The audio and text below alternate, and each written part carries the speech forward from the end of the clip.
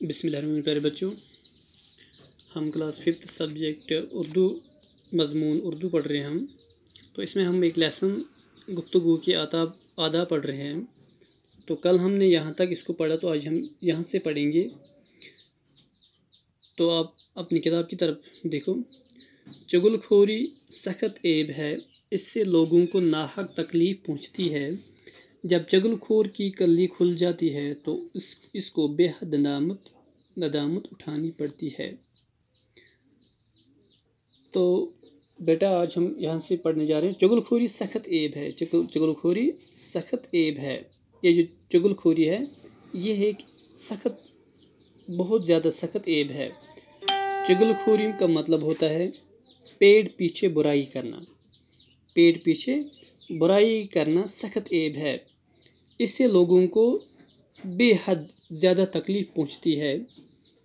जब चुगलखोर की कल्ली खुल जाती है, कल्ली खुलना को सच्चाई का ज़ाहिर हो जाना।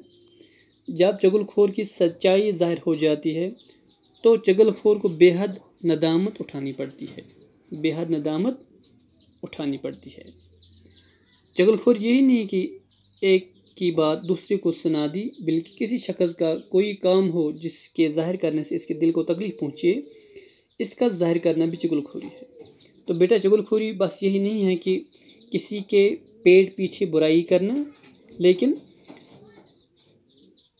चुगलखोरी यह भी है कि अगर एक की बात दूसरे को सुना दी, बल्कि किसी शख्स का कोई काम हो जिसके ज़ाहिर करने से इसके दिल को तकलीफ़ पहुँचे, जिसके ज़ाहिर करने से इसके दिल को तकलीफ़ पहुँचे, इसका ज़ाहिर करना भी चुगलखोरी है। इसका ज़ाहिर करना भी चुगलखोरी है।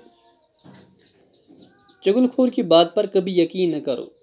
ये जो चुगलखोर होता है इसकी बात पर कभी यकीन नहीं करना चाहिए हैं। इसके कहने से किसी की तरफ बदगुमानी मत करो हैं।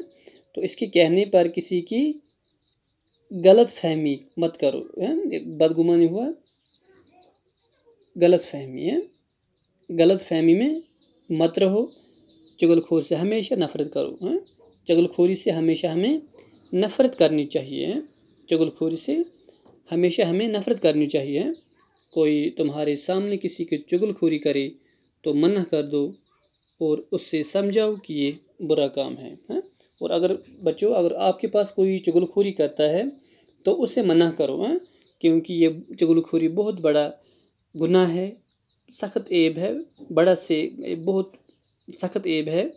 तो इससे समझाओ। अगर कोई आपके सामने कोई चुगलखोरी करता है तो उसको समझाओ कि ये बुरा काम है, ये चुगलखोरी है, ये बुरा काम है, ये अच्छा काम नहीं है, ये बहुत बड़ी सख्त ऐब है। इससे हमेशा के लिए हमें परहेज़ करना चाहिए हैं। चुगलखोरी से हमें हमेशा के लिए परहेज़ करना चाहिए। चुगलखोरी से हमें नफ़रत करना चाहिए। ठीक है बेटा। हाँ, तो बेटा आज हमने ये सबक मुकम्मल किया। तो कल हम इसको और आगे पढ़ेंगे। तो आज के लिए इतना ही। खुदा हाफ़िज़।